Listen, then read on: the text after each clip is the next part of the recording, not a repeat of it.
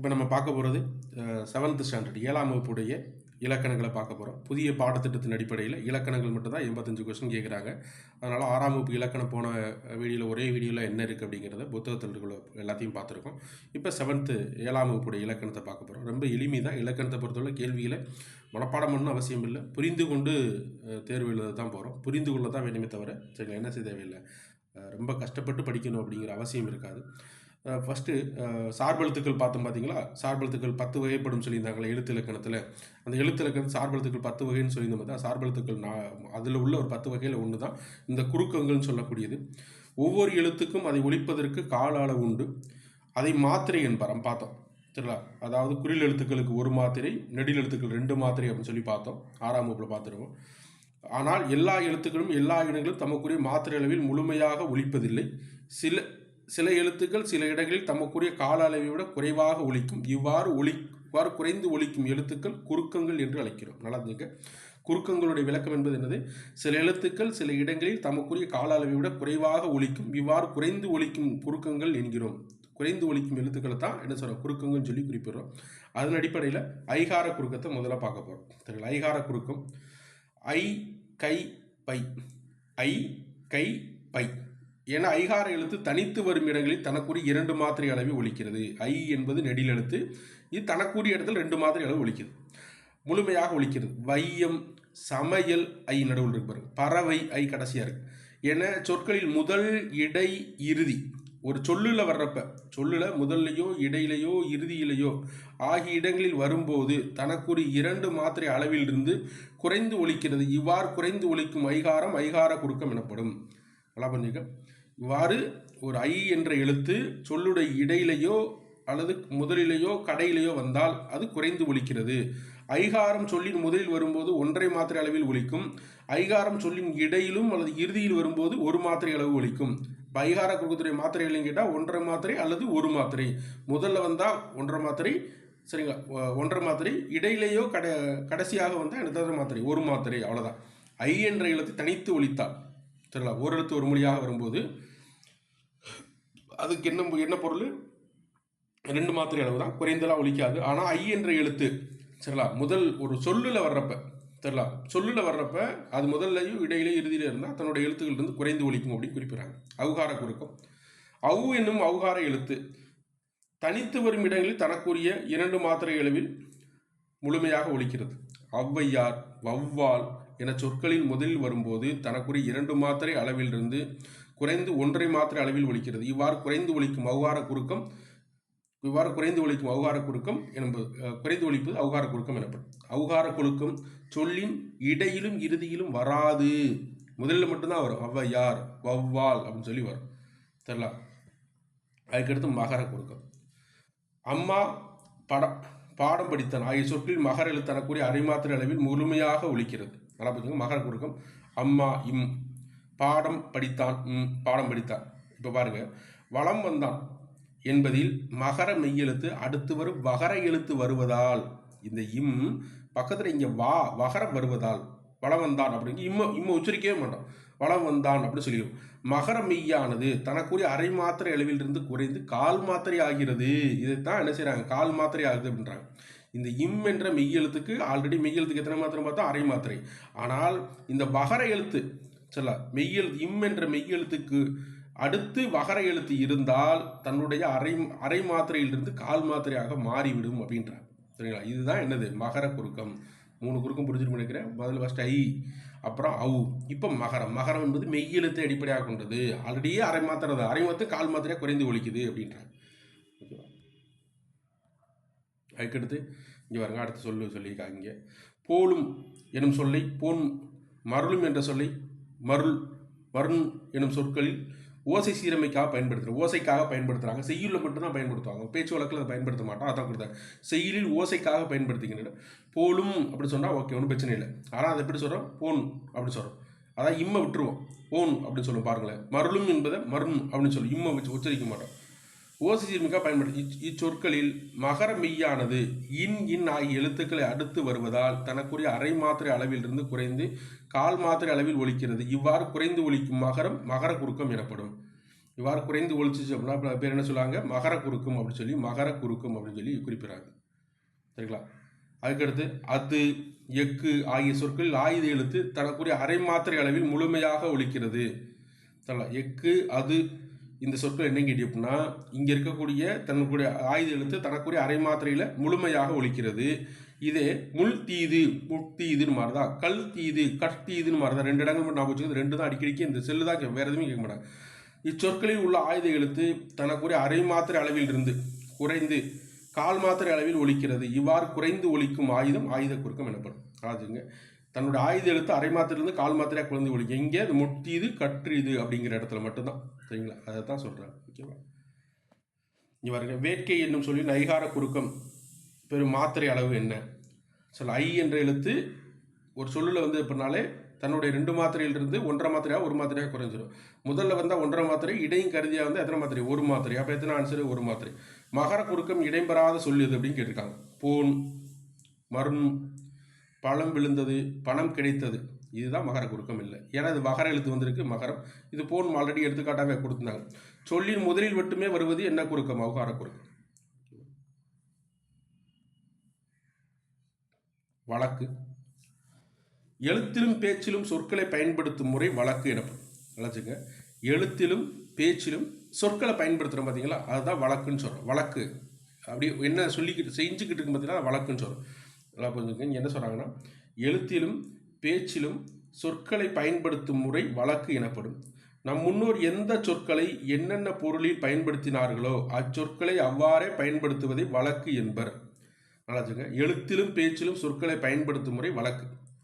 நம் முன்னோர்கள் எந்த சொற்களை என்னென்ன பொருளில் பயன்படுத்தினாரோ அச்சொற்களை அவ்வாறே பயன்படுத்துவது வழக்கு.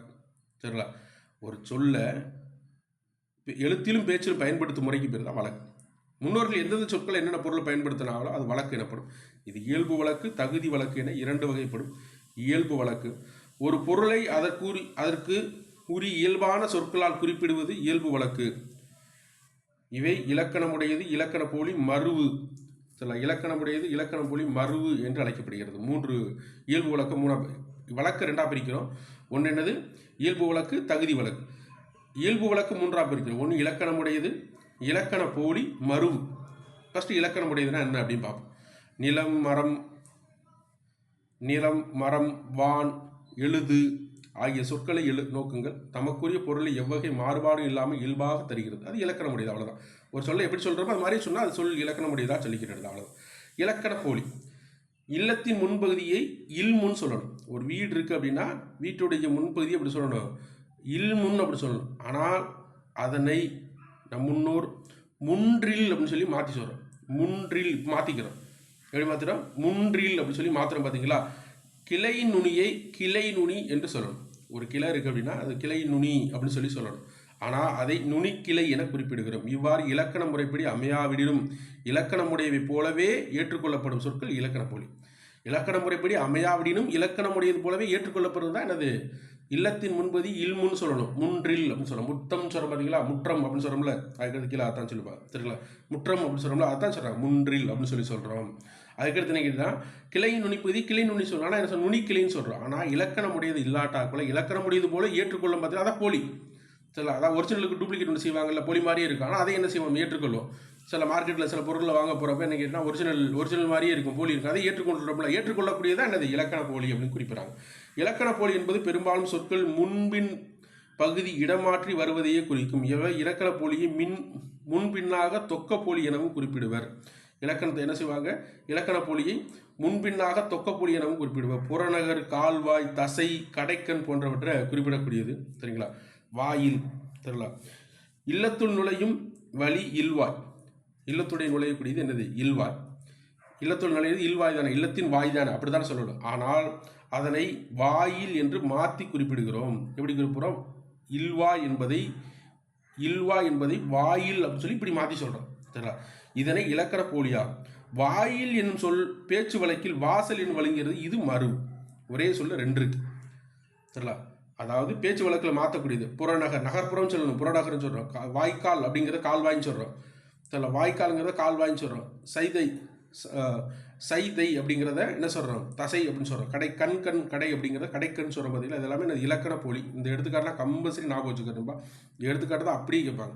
தசை, கடைக்கண் போன்றவற்றை அப்படியே கேட்பாங்க. ஓகேவா. அடுத்து மருவு. இயல்பு வழக்கில் மூன்றாவது பார்க்கும்போது நம்ம எல்லா சொற்களையும் எல்லா இடங்களிலும் முழுமையான வடிவத்தில் பயன்படுத்துவது இல்லை.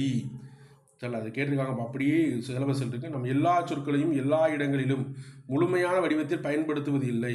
தஞ்சாவூரும் பெயரை தஞ்சை என்றும் திருநெல்வேலி என்ற பெயரை நெல்லை எனவும் வழங்குகிறோம். இவ்வாறு இலக்கண நெற்றியிலிருந்து பிறந்து சிதைந்து வழங்கும் சொற்களை மருவு எனப்படும். கோயம்புத்தூர் கோவைன்னு சொல்கிறோம், கும்பகோணத்தை குடந்தைன்னு சொல்கிறோம், என் தந்தை எந்தைன்றோம், போது சோழ நாடு என்பது சோநாடு அப்படின்றோம். இதெல்லாமே என்னது மருவு. அதுக்கடுத்து இயல்பு வழக்கு முடிச்சு இப்போ தகுதி வழக்கு. ஏதேனும் ஒரு காரணத்தினால் பிறரிடம் சொல்ல தகுதியற்ற சொற்களை தகுதியான சொற்களாக குறிப்பிடுவது, அதான் தகுதி. ஒரு தகுதி வழக்கு அப்படிங்கிறது பிறரிடம் சொல்றதுக்கு அந்த சொல்ல முடியாது, அதை தகுதியான சொற்களாக குறிப்பிடுவது, அதை மாற்றி சொல்றேன் பார்த்தீங்களா, அதான் என்னது சரிங்களா, தகுதி வழக்கு என்று குறிப்பிடுவது. இது 3 இடக்கரடக்கல், மங்களம், குழு உக்குறி. சரிங்களா. பிறரிடம் வெளிப்படையாக இடக்கரடக்கல் அப்படிங்கிறது பிறரிடம் வெளிப்படையாக சொல்லத்தகாத சொற்களை தகுதியுடைய வேறு சொற்களால் கூறுவது இடக்கரடக்கல் ஆகும். சரிங்களா. கால் கழுவி வந்தான், குழந்தை வெளியே போய்விட்டது, ஒன்றுக்கு போய் வந்தேன் அப்படின்னா கால் கழுவி வந்தேன்னா அர்த்தம் சொல்ல முடியல, எங்கே போனேங்கிறது அதை கால் கழுவி வந்தேன் அப்படின்னு சொல்லி குறிப்பிடறாங்க. குழந்தை வெளியே போய்விட்டதுன்னா என்ன அர்த்தம், குழந்தை வெளியே போயிடுச்சு அப்படிங்கிறத குறிப்பிடறாங்க. குழந்தை நாய் போயிடுச்சு அப்படிங்கிறத வெளியே போயிடுச்சு சொல்ல முடியாது அப்படிங்கிறக்காக தகுதியாக சொல்வது தான் தகுதி வழக்கு. அதான் இடக்கரடக்கல். இடத்தை பொறுத்து மாற்றி சொல்றதா என்னது சில இடக்கரடக்கல் அப்படின்னு சொல்லக்கூடிய பகுதி. அதுக்கடுத்து மங்களம். செத்தார் என்பது மங்களமில்லாத சொல், நம் முன்னோர் கருதினர். எனவே செத்தார் என குறிப்பிடாமல் துஞ்சினார், இக்காலத்தில் இயற்கை எய்தினார் என குறிப்பிடுகிறோம். இவ்வாறு மங்களமில்லாத சொற்களை மங்களமான சொற்களை குறிப்பிடுவது மங்களம்.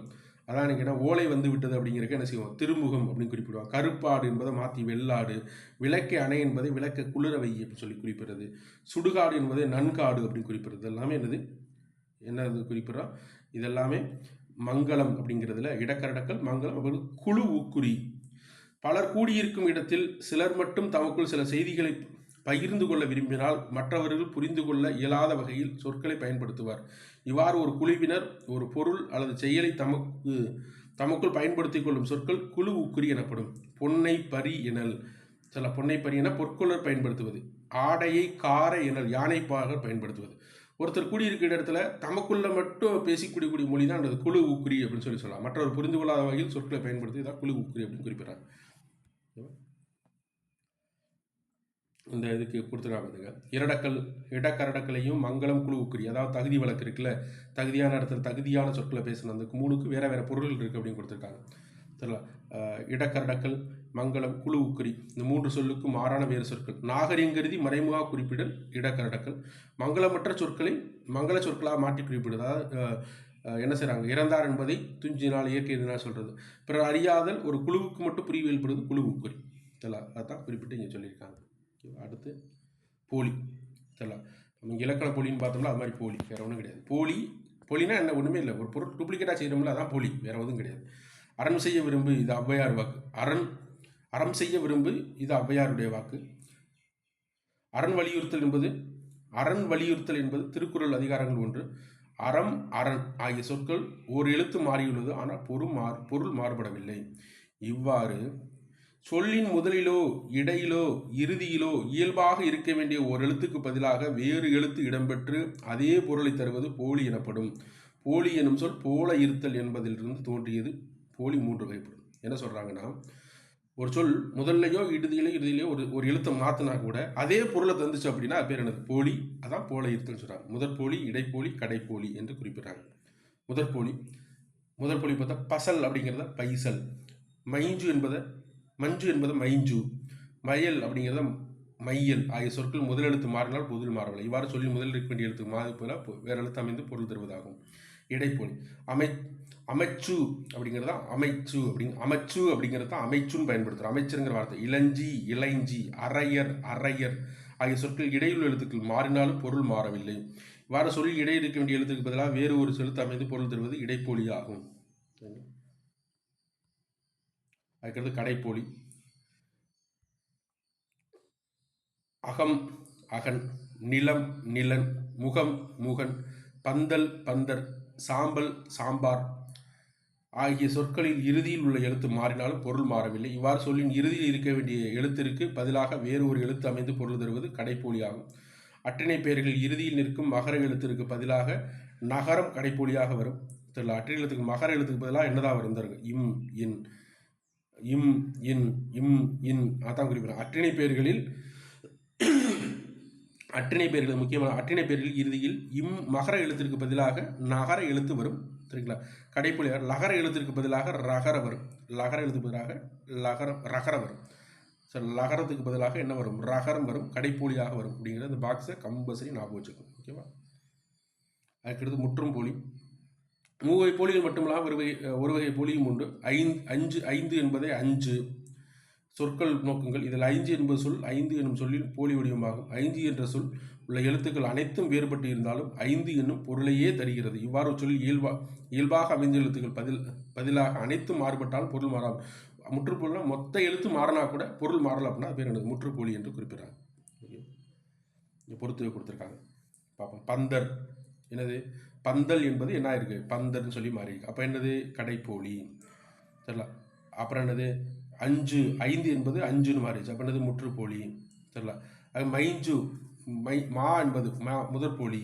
சரிங்களா? அப்புறம் என்னது? அரையர் என்பது அரையர்னு ஆயிருக்கு. அப்போ இடைப்போலி. அவ்வளோதான் ஆன்சர்.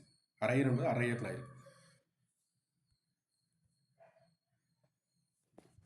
அதுக்கடுத்து இலக்கிய வகை சொற்கள். இலக்கிய வகை சொற்களை பொறுத்தளவில் இலக்கண வகை சொற்களை பார்த்தோம் போன வகுப்பில். இப்போ என்ன பார்க்குறோம்? இலக்கிய வகை சொற்கள் அப்படிங்கிறத குறிப்பிட்றாங்க. பூவாரம் புத்தகம் சொற்களை நோக்குங்கள். இவற்றில் முதல் சொற்கள் ஓரெழுத்து கொண்டவை, அடுத்து சொற்களும் 3-4 எழுத்துக்களை கொண்டவை. அனைத்தும் பொருள் தருகின்றன. முதல் எழுத்து எல்லாமே பொருள் தரக்கூடிய சொற்களாக இருக்குது. இவ்வாறு ஒரு எழுத்து தனித்தும் ஒன்றுக்கு மேற்பட்ட எழுத்துக்கு தொடர்ந்து வந்து பொருள் தருவது சொல் எனப்படும். இதனை மொழி, பதம், கிளவி என சொல் எனும் பொருளை தருமாறு வேறு சொற்களாகும். இந்த சொல்லுக்கு வேற மொழி, பதம், கிளவி என்பது வேறு வேறு பொருட்கள்.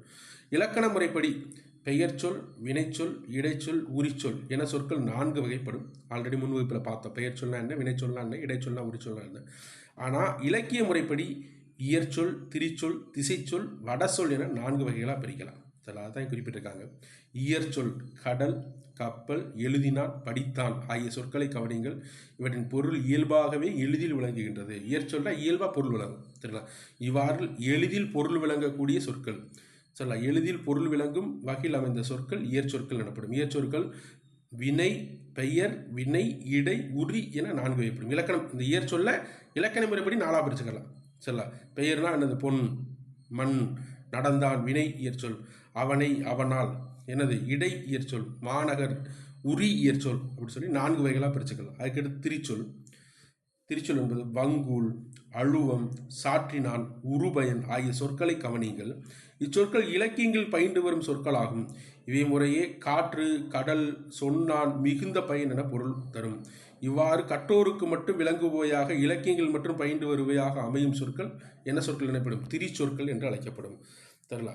அதாவது வங்கூல், அழுவம், சாற்றினான், உருபயன். அதாவது நல்லா தெரியுங்க, கற்றோருக்கு மட்டும் அதை எடுத்து வந்து என்ன செய்யணும்? அகராதி எடுத்து வச்சு பொருள் தேடணும். என்ன பொருள்னு சொல்லி கற்றோருக்கு மட்டும் தெரியக்கூடிய சொற்கள் என்ன சொற்கள் சொல்கிறாங்க? திரிச்சொல் என்று குறிப்பிடுறாங்க. கற்றோருக்கு மட்டும் தெரியக்கூடிய சொற்கள் திருச்செயல்கள் என்று குறிப்பிடுறாங்க. இலக்கியங்களில் பயின்று வரும் சொற்கள். சரிங்களா? இயல்பாக இருக்கக்கூடிய சொல், இலக்கியங்கள் இருக்கக்கூடிய சொற்களை தான் அந்த திரிச்சொல் அப்படின்னு சொல்லி இலக்கியத்தில் பொறுப்புறாங்க. திரிச்சொல்லை அதே மாதிரி பெயர், வினை, இடை, உரின்னு 4 வகைகளாக பிரிக்கலாம். தெரியல. என்னென்ன வகைகள் இங்கே பாருங்கள். அழுவம், வங்கம் பெயர். தெரியல. இயம்பினான், பயின்றான் சொல்கிறது. அன்ன, மான இடைச்சொற்கள். கூர், களி இப்போலாம் என்னது? இடைச்சொற்கள். கற்றவர்கள் மட்டும்தான் தெரியும். அழுவம்னா கடல். தெரியல. அப்படிங்கிறது கற்றவர்களுக்கு மட்டும்தான். இயம்பினான சொன்னான், பயின்றான்னா கற்றுக்கொண்டான் அப்படிங்கிறது தான் சொல்கிறாங்க. தெரியல. திரிச்சொல் ஒரு பொருள் குறித்த பல திரிச்சொல் எனவும் பல பொருள் குறித்த ஒரு திரிச்சொல் எனவும் 2 வகைப்படும். நல்லதுங்க. இதில் பாருங்கள். ஒரு பொருள் குறித்த பல திரிச்சொற்கள், பல பொருள் குறித்த ஒரு திரிச்சொல் எனவும் 2 வகைப்படும். வங்கம், அம்பி, நாவாய் என்பன. வங்கம் என்றால் கப்பல். இங்கே இருக்குல்ல, வங்கம், அம்பி, நாவாய் என கப்பல் பொருள் தருவதால் இது ஒரு குறித்த பல திரிச்சொல். இதழ், பூவின் இதழ், உதடு, கண், இமை, பனையோடு, நாளிதழ் ஆகிய பல பொருளை தரும் பல பொருளை தரக்கூடிய ஒரு திரிச்சொல். நிறையா இப்போ ஒரு சொல்லுக்கு நிறையா இருக்குது. ஆனால் ஒரு சொல் நிறையா இடங்களில் வருது. இது மாதிரி 2 வகையாகவும் திரிச்சொல் என்ன செய்யலாம், பயன்படுத்தலாம் அப்படிங்கிறத குறிப்பிட்டு சொல்கிறாங்க. அதுக்கடுத்து திசைச்சொல். சாவி, ஜன்னல், பண்டிகை, ரயில் முதலிய சொற்கள் தமிழ் வழக்கில் இருந்தாலும் இவை தமிழ் சொற்கள் அல்ல, பிற மொழிகளிலிருந்து வந்து தமிழில் வழங்கி வருவையாகும். இவ்வாறு வடமொழி தவிர பிற மொழிகளிலிருந்து வந்த தமிழில் இடம்பெறும் சொற்கள் திசை சொற்கள் எனப்படும். முற்காலத்தில் பாண்டிய நாட்டை தவிர தமிழ்நாட்டின் பிற பகுதியில் வழங்கிய கேணி, கிணறுன்னு சொல்லுவாங்க, சிலதில் பசுவை பெற்றன்னு சொல்லுவாங்க. அதாவது ஒரு ஒரு ஒரு பகுதியில் மட்டும் பேசுகிறத சொல்லுவாங்க. சிலது சாக்குன்னு சொல்லுவாங்க, சிலது கோணின்னு சொல்லுவாங்க. சொல்லலாம். இது மாதிரி ஒரு பகுதியில் மட்டும் பேசக்கூடிய சொற்கள் என்ன செய்யுது சரிங்களா, இதை தான் திசைச்சொல் அப்படின்னு சொல்லி குறிப்பிட்றாங்க. வடசொல் அப்படிங்கிறது வருடம், கமலம், மாதம், விடம்னா விஷம், நஞ்சுன்னு சொல்லுவோம் தமிழில். சரிங்களா. விடம், சக்கரம் முதலிய சொற்கள் தமிழில் வழங்கில் இருந்தாலும் அவை தமிழ் சொற்கள் அல்ல, வடமொழி சொற்கள். அப்படின்னா சமஸ்கிருத சொற்கள். வடமொழி என்றாலே என்ன சொற்கள் தான் மீனிங், சமஸ்கிருதம் என்பது தான் பொருள். சமஸ்கிருத சொற்கள். சமஸ்கிருத சொற்கள் இவ்வாறு வடமொழியிலிருந்து வந்து தமிழில் இடம்பெறும் சொற்கள் வட சொற்கள் எனப்படும். வட சொற்களை தற்சமம், தற்பவம் என 2 வகையாக பிரிப்பர். கமலம், அலங்காரம் என வடமொழியில் இருப்பது போன்றே தமிழிலும் எழுதுவதை தற்சமம். கமலம், அலங்காரம் வடமொழியில் இருப்பது போன்றே தமிழில் எழுதுனா இது கமலம் என்பது தாமரை மலர் குறிக்கூடியது, அலங்காரம் என்பது ஒப்பனை. சரிங்களா. இது அப்படியே சொல்கிறோம் அப்படின்னா அது தற்சமம். லட்சுமி என்பதை லக்குமின்னு மாற்றுறது, விஷம் என்பதை சரிங்களா விடம் என்பது மாற்றுவது, தமிழுக்கு மாற்றி எழுதுவது தற்பவம் என்று குறிப்பிடுகிறது. தற்சமம், தற்பவம். பவம்னா மாற்றிக்கொள்வதுன்னு அர்த்தம். அதுக்கடுத்து ஓரெழுத்து ஒரு மொழி. ஓரெழுத்து ஒரு மொழி முக்கியமான பகுதியும் கூட. சரிங்களா. இதில் என்ன கேட்டினா தனியாகவே இதை ஒரு இதில் பார்க்கலாம், ஏன்னா நிறையா முக்கியமான பகுதிகளும் இருக்குது. ஓரெழுத்து ஒரு மொழி. பூ, ஈ, பூக்கை எழுத்துக்களை கவனித்தீங்க அப்படின்னா இவ்வாறு இந்த எல்லாத்துக்குமே ஒரு பொருள் இருக்குது. ஈக்கோ, பூக்கோ எல்லாத்துக்குமே ஓரெழுத்தை தரும் சொல்லாக அமைவதே ஓரெழுத்து ஒரு மொழி என்பார். நன்னூல் இலக்கண நூலை எழுதிய பவனந்தி முனிவர் தமிழில் 42 நல்லா புரிஞ்சுங்க, தமிழில் 42 ஓரெழுத்து ஒரு மொழிகள் உள்ளன என குறிப்பிட்டுள்ளார். இவற்றில் நோ, து, நோ அப்புறம் து இந்த 2 மட்டும், நோ, து இந்த 2 சொற்களை தவிர ஏனைய 40 சொற்களும் நெடில் எழுத்துக்களாக அமைந்தன. 40மே நெடிலாக இருக்குது. இந்த 2 மட்டும்தான் என்னவா இருக்குது, குறில் எழுத்துக்களாக இருக்குன்ற. இங்கே பாருங்க, ஆ பசு தெரியும், ஈ கொடு, ஊ என்னது இறைச்சி, ஊ அப்படின்னா இறைச்சி, ஏ அம்பு, ஐ தலைவன், பல தடவை மனப்பா பண்ணதுங்க. ஓ மதகு நீர் தாங்கும் பலகை, மதகு நீரை தாங்கக்கூடிய பலகை இருக்குல்ல, அந்த அணைக்கட்டுகளில் மதகு நீர் தாங்கக்கூடிய பலகைக்கு பேர் என்ன பேர் சொல்கிறோம், ஓ அப்படின்னு சொல்லி சொல்கிறோம். கா சோலை, கூ பூமி, காடு சோலைன்னு சொல்லுவோம்ல, கூனா என்னது பூமி. சரிங்களா. கை ஒழுக்கம், கையை வச்சுட்டு ஒழுங்காக இருக்கணும், ஒழுக்கம் அப்படின்னு சொல்கிறாங்க. கோ அரசன் தெரியும். சரிங்களா. சா செத்து போன்னு சொல்கிறோம்ல, சா அப்படின்னு சொல்கிறோம்ல இறந்து போ. சி இகழ்ச்சி, சே முக்கியமானப்பா உயர்வு, சீனா இகழ்ச்சி, சேனா உயர்வு. சரிங்களா. சோ மதில். அதுக்கடுத்து தா கொடு, தானா என்னது கொடு. தீ நெருப்பு, தானா கொடு தானே. தூய்மை. தே கடவுள், தேனா தெய்வம், அவ்வளோதான். தெய்வம் ஞாபகம். தைத்தல். நாவு, தைனா தைத்தல், அவ்வளோதான். நாவு. நீ முன்னிலை, நீ அப்படின்னு ஒருத்தர் சொல்கிறோம்ல, முன்னிலைப்படுத்தணும், அதான் சொல்கிறாங்க. அன்பு. நை அப்படின்னா இழிவு. நல்லா பண்ணி இந்த 2 இடத்துல ஒரே, சீனா இகழ்ச்சி, சேனா உயர்வு, நேனா அன்பு, நைனா இழிவு. சரிங்களா. நேனா அன்பு, நைனா இழிவு. நோ வறுமை. சரிங்களா. நோ வறுமை, எது வரக்கூடாது, நோ வேணாம், வறுமை. பாடல், இது பூ மலர் தெரியும். பே மேகம். சரிங்களா. பேயும் மேகம் நான் போச்சு. சரிங்களா. மேகம். பை இளமைனா எப்படி நான் போச்சுக்கலாம், பள்ளிக்கூடத்துக்கு போகிற பையன், பள்ளிக்கூடத்துக்கு போகிறதுக்கு பை எடுத்துகிட்டு போவாங்க, இளமையில் தானே பள்ளிக்கூடத்துக்கு போவாங்க, அப்போ பை இளமை. தெரியும். மாமரம் தெரியும். மீ வான், நல்லாதுங்க, மீ வான். கூ பூமி, இது 2 சேர்த்து நான் போச்சு. கூமினா என்னது, பூமி வான். சரிங்களா. கூனா பூமி, மீ அப்படின்னா வான், மூனா மூப்பு தெரியும். அன்பு. இந்த அன்பு இருக்குது பார்த்தீங்களா, இந்த நேயும் அன்பு, அப்போ நேமே அப்படின்னா என்ன அர்த்தம், அன்புன்னு அர்த்தம். நேமே அப்படின்னா என்ன வச்சுங்க, நேமே அன்பு, 2 சேர்த்து சொன்னால் என்னது, அன்பு. மை அஞ்சனம், கண்மை இருக்குல்ல, கண்ணில் வைப்பாங்கல்ல மை, அதான் அஞ்சனம் சொல்லுவோம். மோத்தல், மோந்து பார்த்தலாம் மோத்தல். யா அகலம், யான்னா அகலம், நல்லா வச்சுக்கோங்க. யா அப்படின்னா பெரிய எழுத்தா இருக்கா, என்னது அகலம். வா அழைத்தல் தெரியும். வி மலர் தெரியும், பூ மலர், வி மலர். வை புல், மாட்டுக்கு புல் வை அப்படின்னு சொன்னோம்ல, அதை ஞாபகம் வச்சுக்கணும். புல் வை. வவு கவர், வவுனா என்னது கவர். நோய், நல்லா வச்சுக்கணும். நோய் இது குறில். இந்த நோ அப்படிங்கிறது வறுமை. அப்போ நோய் வந்தால் வறுமை வரும் ஞாபகம் வச்சுக்கணும். நோய் வந்தால் வறுமை வரும். அப்போ நோ என்பது குறில், நோ என்பது என்னது நெடில். தூ உன், சரிங்களா, தூ உன், சரிங்களா, தூ என்பது என்னது உன் அப்படின்னு குறிப்பிட்றாங்க. அதுக்கடுத்து வேலன் படித்தான் ஆகிய சொற்களை கவனியுங்கள். வேலன் என்னும் சொல் வேல் கூட்டல் அல் என பிரித்தால் படித்தான் எனும் சொல்லை படி பிளஸ் இத்து கூட்டல் என பொறுத்தருகிறது. இவ்வாறு சிறு உறுப்புகளாக பிரிக்கும் வகையில் அமையும் சொற்கள் பகுபதங்கள் ஆகும். பகுதி உறுப்புகள் குறிப்பிட்றாங்க. அதாவது ஒரு சொல்லை பிரித்தோம் அப்படின்னா பொருள் தருது அப்படின்னா தெரியல, பிரிக்கிறப்ப பிரிக்க முடியுது அப்படின்னா அந்த சொல் என்ன செய்கிற பகுபத சொற்களாக குறிப்பிட்றாங்க. ஒரு சொற்களை பிரிக்க முடிந்தால் அது பகுபதம். பகுபதம்னா பிரிக்கிறது, தெரியல, பிரித்து பார்த்தல் தான் பகுபதம் அப்படின்னு சொல்லி குறிப்பிட்றாங்க. தெரியல. பெயர் பகுபதம் இங்கே வருங்க. ஒரு பெயர் பகுபதமாக இருந்தால், பகுபத அமை பெயர் சொல் பெயர் பகுபதமாக இருந்தால் அதில் என்னவா இருக்கும்? அதில் பொருள், இடம், காலம், சினை, பண்பு, தொழில். ஆல்ரெடி பார்த்தோம்ல பெயர் சொல்லின் வகைகள் 6ன்னு சொன்னோம்ல, ஆல்ரெடி பார்த்துருக்கோம். பெயர் சொல்லின் வகைகள் என்னவா இருக்கும்? பெயர் பகுபதமாக இருந்தால், ஒரு சொல் பெயர் சொல் பகுபதமாக இருந்தால் இது ஆறு சொல்லாக தான் இருக்கும். இந்த 6 சொல்ல தான் சொல் இருக்கும். பொருளாக இருக்குது, பொருள் சொல்லாக இருக்கலாம், இடச்சொல்லாக இருக்கலாம், கால சொல்லாக இருக்கலாம், சினை சொல்லாக இருக்கலாம், பண்பாக இருக்கலாம், தொழிலாக இருக்கலாம்.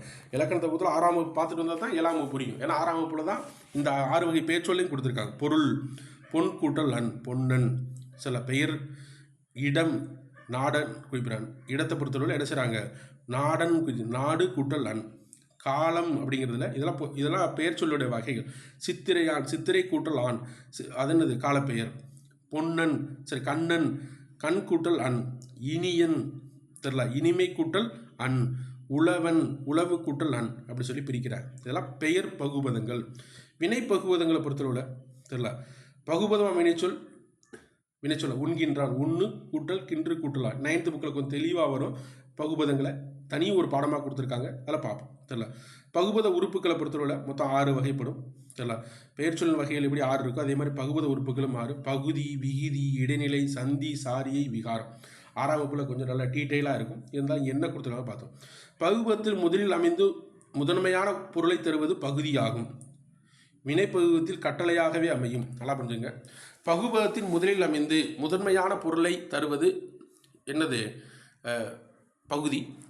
வினைப்பகுபதத்தில் பெரும்பாலும் என்னவா தான் அமையும்? கட்டளை சொல்லாகத்தான் அமையும். வினைப்பகுபதத்தில் என்னவா அமையும்? கட்டளை சொல்லாகத்தான் அமையும். பெயர் பகுபதத்தில் சில பகுபதத்தின் இறுதியில் அமைந்து, பகுபதத்துடைய இறுதியில் அமைந்து திணை, பால், எண், இடம் ஆகியவற்றையோ முற்று எச்சம் ஆகியவற்றை காட்டுவதை விகுதி எனப்படும். இறுதியில் அமைஞ்சு அப்படின்னா அது என்னவா இருக்கும்? திணை இருக்கும், அப்படின்னா என்ன இருக்கும்? பால் இருக்கும், எண் இருக்கும், இடம் இருக்கும். தனியாக என்ன ஒரு வகுப்பில் பார்ப்போம் இது என்ன அப்படிங்கிறத இருக்குது. பகுதிக்கும் விகுதிக்கும் இடையில் அமைந்து காலம் அல்லது எதிர்மறையை காட்டுவது இடைநிலை. தெரியல, பகுதிக்கும் விகுதிக்கும் இடையில் நடந்து இந்த பார்த்தீங்களா, பகுதிக்கும் விகுதிக்கும் இடையில் அமைந்து சரிங்களா இருப்பது என்னது? இடைநிலை. சரிங்களா, காலத்தை காட்டுவது. பெரும்பாலும் பகுதிக்கும் இடைநிலைக்கும் இடையில் இடம்பெறும் மெய்யெழுத்து சந்தி எனப்படும். பெரும்பாலும் பகுதிக்கும் இடைநிலைக்கும் இறுதியில், பகுதிக்கும் இடைநிலைக்கும் இடையில் இந்த இடத்துல இருக்கக்கூடியது என்ன? சந்தி அப்படின்னு சொல்லுவாங்க. அதுக்கடுத்து பெரும்பாலும் இடைநிலைக்கும் விகுதிக்கும் இடையில் இருப்பது இந்த இடத்துல இருக்கக்கூடியது. சரிங்களா, இந்த இடத்துல இருக்கக்கூடியது என்னது? பெரும்பாலும் சாரியை, அசைச்சொல். சாரியை பெரும்பாலும் அசைச்சொல்லாதான் இருக்கும். பகுதி விகுதி இடைநிலை ஏற்படும் மாற்றம் விகாரம் எனப்படும். தெரியல, இங்கே கொடுத்துருக்காங்க, எல்லாத்தையும் கொடுத்துருக்காங்க. இது அந்த சொல்ல பிரிக்கிறாங்க. வந்தனன் அப்படிங்கிறத வா பகுதி, வா அப்படிங்கிறது குறுகிய விகாரம். வா அப்படிங்கிறது வா தான் என்னது? குறுகி இருக்கு. வா அப்படிங்கிறத வா, இந்த இடத்துல வாவா வந்திருக்கு. அப்போ வா என்பது குறுகிய விகாரம். இத்து என்பது சந்தி, இந்து என்பது திரிந்த விகாரம். இந்த இந்து தான் இத்தா மாறி இருக்கு. அதுக்கடுத்து வந்தனன் அப்படிங்கிறது தான் அதான் குறிப்பிட்றாங்க. அந்த இத்து என்பது இந்த இடத்துல என்னது? இந்த இத்து என்னது? இடைநிலை, இறந்த கால இடைநிலை. இத்து கிட்டு இரு இடைநிலை. 9th புக்கில் தெளிவாக இருக்கும், பார்ப்போம். அன் சாரியை அசைச்சொல்லுங்க கொடுத்துருக்கா பார்த்துங்க. அசைச்சொல்லு தான் சாரியாக இருக்கும் பெரும்பாலும். அன் அப்படிங்கிற சொல்லு தான் சாரியாக இருக்கும். அதுக்கடுத்து கடைசியாக இருக்கக்கூடிய ஆண், அன் என்பது என்னது? ஆண்பாலை. வந்தனன் அப்படிங்கிறது ஆனத்தான குறிக்குது. ஆண்பால் வினைமுற்று விகுதி. அதுதான் கொடுத்துருக்காங்க. ஓகேவா? அதுக்கடுத்து பகாபதம் மரம், கிளி, மரம், கழனி, உன், மரம், கழனி, உன், எழுது ஆகிய சொற்களை கவனிங்க. இவற்றை மேலும் சிறிய உறுப்புகளாக பிரிக்க முடியாது. பகுபத உறுப்புகளாக பிரிக்க முடியாத சொல் பகாபதம் எனப்படும். அடிச்சொல் அல்லது வேர்ச்சொல்லாக அமையும். பெரும்பாலும் ஒரு சொல்லை பிரிக்க முடியல அப்படின்னா அது பகாபதம், பிரிக்க முடியாத சொற்கள் அப்படிங்கிறது. இது பெயர், வினை, இடை, உரி என 4 வகைப்படும். பெயர் பகாபதம் நிலம், நிலம், நீர், காற்று. வினை பகாபதம் நட, பெரும்பாலும் ஏவல் சொல்லாக தான் இருக்கும். சரிங்களா? பெரும்பாலும் அடிச்சொல் அல்லது வேர்ச்சொல்களாக இருக்கும். வா, நட, படி, வால். இடை பகாபதம் மண், கொள், தின், போல். உரி பகாபதம் உரு, தவ, நனி, களி அப்படிங்கிறத குறிப்பிட்டிருக்காங்க. நன்னூலின்படி தமிழில் உள்ள ஓரெழுத்து ஒருமொழிகள் எத்தனை பார்த்தோம்? 42. எழுதினான் என்பது என்னது? பெயர் பகுபதமா, வினை பகுபதமா, பெயர் பகாபதமா, வினை பகுபதம். பெயர் பகுபதம் டேஸ் வகைப்படும். பெயர் சொல் எத்தனை வகைப்படும்? 6 வகைப்படும். அப்போ பெயர் பகுபதம் எத்தனை வகைப்படும்? 6 வகைப்படும். காலத்தை காட்டும் பகுபத உறுப்பு என்னது? இடைநிலை. அதான் பார்த்தோம். தெரியல என்னது? இத்திட்டு, இரு, இன்னு போன்றவை சொன்னோம்ல, அதான் குறிப்பிட்டிருக்காங்க.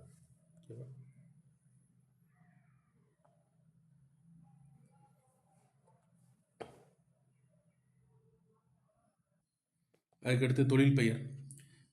தொழில் பெயர் என்றால் உழவர் செய்யும் தொழில் உழுதல், தையல்காரர் செய்யும் தொழில் தைத்தல். இத்தொழில் உழுதல், தைத்தல் என செயல்களின் பெயர்களாக அமைகின்றன. இவ்வாறு ஒரு செயலின் அல்லது வினையின் பெயராக அமைவது தொழிற்பெயர். அதாவது ஒரு செயலின் அல்லது வினையின் பெயராக அமைவது தொழிற்பெயர். தொழிற்பெயர் எண், இடம், காலம், பால் ஆகியவற்றை காட்டாது. படர்க்கை இடத்தில் மட்டுமே வரும். தொழிற்பெயர் எதை காட்டாது? எண்ணையோ, இடத்தையோ, காலத்தையோ, பாலையோ காட்டாது. ஆகியவற்றை படக்க இடத்தில் மட்டுமே வரும். படித்தல், ஆடல், நடிப்பு, எழுதுதல், பொறுத்தல் போன்றவற்றை வரும். சரிங்களா? எண், இடத்தையோ, எண்ணா என்னது? ஒருமை பன்மையோ, தன்மை, முன்னிலை, படற்கையோ, காலத்தையோ, நிகழ்காலமாக இருந்த காலமாக அப்படின்னு காமிக்காது. இது ஆண்பாலா பெண்பாலா, நடித்தல் அல்லது நடித்தல் அப்படிங்கிறது ஆணை சொல்லுமா பெண்ணை சொல்லுமா? யாரையும் சொல்ல மாட்டோம். பொதுவான சொல்லாக இருக்கும் தொழிற்பெயரை பொறுத்தவரை. தொழிற்பெயர் விகுதி பெற்ற தொழிற்பெயர், முதுநிலை தொழிற்பெயர், முதலில் திரிந்த தொழிற்பெயர் என வகைப்படுத்துவாங்க. நல்லா புரிஞ்சுக்கங்க. எண், படித்தல் என்பது எத்தனை பேர் படித்தல்னு சொல்ல மாட்டாங்க. இடம் என்பது தன்மையா, முன்னிலையோ, படற்கையில் வரக்கூடிய சொல்லான்னு தெரியாது. காலம் என்பது இந்த படித்தல் சொல்ல வச்சு ஆடல் அப்படிங்கிற, அது நடிப்பு அப்படிங்கிற சொல்ல வச்சு என்ன சொல்ல முடியாது? நம்ம காலத்தை சொல்ல முடியாது. பால் இப்போ எழுதுதல் அப்படிங்கிறத வச்சு என்ன செய்ய முடியாது?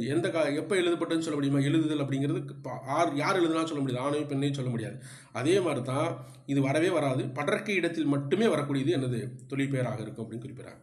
இதில் பாருங்கள், தொழிற்பெயர் விகுதி பெற்ற தொழிற்பெயர், முதநிலை தொழிற்பெயர், முதநிலை திரிந்த தொழிற்பெயர்னு குறிப்பிடுறாங்க. நடத்தல், உண்ணல், வாழ்வு, வாழ்க்கை ஆகிய பெயர்களை கவனியுங்கள். இவற்றில் நட, உண், வாழ் ஆகிய வினைகள் தல், அல், ஊ, கை ஆகிய விகுதிகளோடு சேர்ந்து தொழிற்பெயர் ஆகின்றன. இதெல்லாம் ரொம்ப ஞாபகம் வச்சுக்கணும்னா, அல் என்ற விகுதியை பெற்று வந்தால் அது என்னது? விகுதி பெற்ற தொழிற்பெயர். வினைப்பகுதியுடன் தொழிற்பெயர் சேர்ந்து வருவது விகுதி பெற்ற தொழிற்பெயர். அல், தல், அம், ஐ, கை, வை, கூ, பூ, வி இதெல்லாம் தேவையில்லை. தருதல், அம், விலை, சரிங்களா? வருகை, பார்வை, பார்த்தல் தான் பார்வைன்னு போதும். போக்கு, போதல்ங்க போக்கு, நட்பு, சரிங்களா? மறைவு, மறைதல் தான் மறைவுன்னு போட்டிருக்காங்க. மறதி, மறத்தலை தான் மறதின்னு குறிப்பிட்டிருக்காங்க. வேற ஒன்று. உணர்ச்சி, உணர்தல் அப்படிங்கிறதா உணர்ச்சின்னு குறிப்பிட்டாங்க. கல்வி, செய்யாமை இதெல்லாம் என்னது? தொழிற்பெயர்கள். செய்யாமை என்பது எதிர்மறை தொழிற்பெயர். முதல்நிலை தொழிற்பெயர் வானில் இடி இடித்தது, சோறில் கொதி வந்தது. இடி, கொதி இச்சொற்கள் இடித்தல், கொதித்தல். அப்போ என்ன வச்சு? முதல்ல உள்ள பகுதி மட்டும் வந்திருக்கு, எது வரல? விகுதி இல்லை. விகுதி கட் பண்ணி வந்துச்சு அப்படின்னா அது என்னது? முதல்நிலை தொழிற்பெயர். இவ்வாறு ஏவல் ஒருமை வினையாக அமையும் வினைச்சொற்கள் பகுதிகள் முதல்நிலை என்பர். முதல்நிலை எவ்வகை மாற்றமும் பெறாமல் தொழிற்பெயராக அமைவது முதல்நிலை தொழிற்பெயர் எனப்படும் என்று குறிப்பிடுறாங்க. சரிங்களா? அதாவது இவ்வகை மாற்றம் எதுவுமே இல்லாமல் இருந்துச்சுன்னா, விகுதியை கட் பண்ணிட்டு பகுதி மட்டும் மாற்றம் இல்லாமல் இருந்துச்சா முதல்நிலை தொழிற்பெயர்னு குறிப்பிடுறாங்க. அதுக்கடுத்து, ஒரு செல்லமாக ஒரு அடி அடித்தான். அறிஞர் அண்ணா தம் பேச்சால் புகழ் பெற்றார். புகழ்தல் அல்லது அடித்தல் அப்படிங்கிறது தான் என்ன செய்கிறாங்க? குறிப்பிட்டிருக்காங்க. அடித்தல் அல்லது புகழ்தல் அப்படிங்கிறது தான். அதுக்கடுத்து, முதல்நிலை திரிந்த தொழிற்பெயரை பொறுத்தல தமிழ் படிக்கும் பேரு பெற்றேன். செல்ல பேருனா எனது பெறுதல் அப்படிங்கிறது தான் பேரு. பெருற்றேன் அப்படிங்கிறது தான் பேரு அப்படின்னு குறிப்பிட்டிருக்காங்க. சுடு அப்படிங்கிற உணவின் சுடு அப்படிங்கிறதா சூடு குறையவில்லைன்னு சொல்லியிருக்காங்க. அப்போ முதல்நிலை பகுதி மட்டும் அது குறில் நெடிலாக மாறுபட்டு அமைஞ்சு அப்படின்னா குறில் நெடிலாக மாறணும். பெரு அப்படிங்கிறது தான் இங்கே என்ன செஞ்சாங்க, குழந்தை பேறு பெற்றுன்னு சொல்லுவாங்க. அப்படின்னா அது மகப்பேறு காலம். மகப்பேறு காலம்னா குழந்தை பெறுதலுக்கான காலம். அது மகப்பேறுன்னு சொல்லி மாற்றி சொல்லும் பார்த்தீங்களா, அதான் என்னது முதல்நிலை திரிந்த தொழிற்பெயர். உணவில் சூடு குறையவில்லை அப்படிங்கிறதா இருக்கணும். ஆனால் என்ன செய்யறது, அந்த பொருள் புரியணும் அப்படின்னா சூடு குறையவில்லைன்னு சொன்னால்தான் முதல்நிலை திரிந்த தொழிற்பெயர்.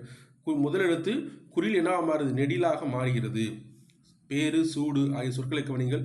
பெரு சுடு என்னும் பகுதிகள் முதலெழுத்து நீண்டு பேரு சூடு என திரிந்து தொழிற்பெயர்களாக மாறி உள்ளன. இவை முதல்நிலை திரிவதால் தொழிற்பெயர் முதல்நிலை திரிந்து தொழிற்பெயர். விடு வீடு, மின் மீன், கொள் கோல், உடன்படு உடன்பாடு அப்படின்னு குறிப்பிடுறாங்க. இதான் முதல்நிலை திரிந்த தொழிற்பெயர்கள்.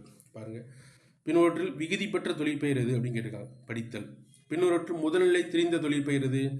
இதில் முதல்நிலை திரிந்து ஒன்றுமே இல்லை. முதலெழுத்து நெடிலாக இருந்தால் அப்படியே போட்டிருக்காங்க ஆன்சர். அவ்வளோதான். ஊரு, அவ்வளோதான். ஓட்டம் என்னது, விகுதி பெற்ற தொழிற்பெயர். பிடி என்னது, முதல்நிலை தொழிற்பெயர். சூடு முதல்நிலை திரிந்த தொழிற்பெயர். அவ்வளோதான். அதுக்கடுத்து ஆகுபெயர். இதில் ஆகுபெயரை பாருங்க.